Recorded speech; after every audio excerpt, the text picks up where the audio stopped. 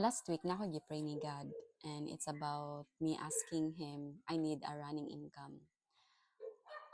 Because akong client na cold na pud siya, pero giingnan ako ni God about sa iya ha. And then niingon pud siya nga na siya plano, but wala gi ko kabaon sa iyang plano nako. I waited a while, pero dili ko na nakadugay compare sa uban nga naghulat jud ba. So moto, sa akong pagbuhat murag niya ako ba Lord, gilain ako, I really need personal income nga kana bitong gihatag nimo nga skills sa ako Lord, nga unta imo ko i-allow nga na ako'y something nga I look forward ba.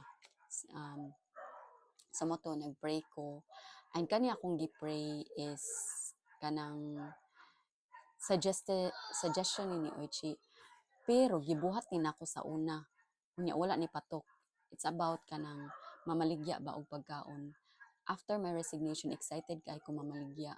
And then wala gyud siya ni patok. And then abot ko sa point nga mahadlok na ko mamaligya kay dili ko ganahan magkalas-kalas og kwarta.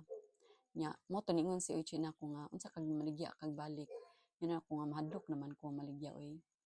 Mo to ni anak ko nga pero sige ako i-ask God. Naanag ko yung mga idea. And then not knowing, said mao sad ang actually ang kwan ba, ginabuhat, gina-work on ni God sa ako. Sumoto, nag-pray ko. Niya akong gitubag sa Proverbs chapter 16, verse 3. Ano siya, commit your work to the Lord and your plans will be established. Ang kung happy kay ko kula, Lord, imo na kong gisugtan wal sa una ba kay, kana bitang, wala siya, dili siya okay.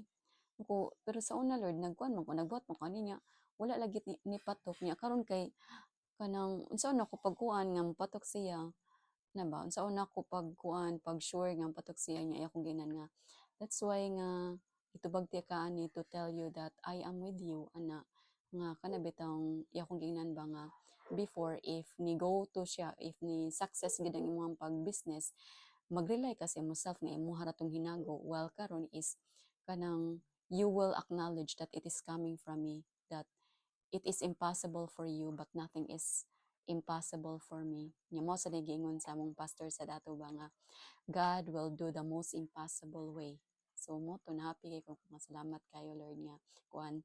And yes, I will be kanang sharing with you guys unsa ako ibaligya, and I am offering I mean sorry.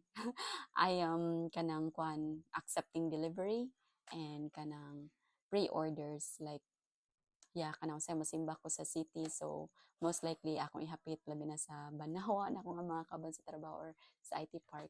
Thank you so much, guys. I really appreciate that you will support me in this business.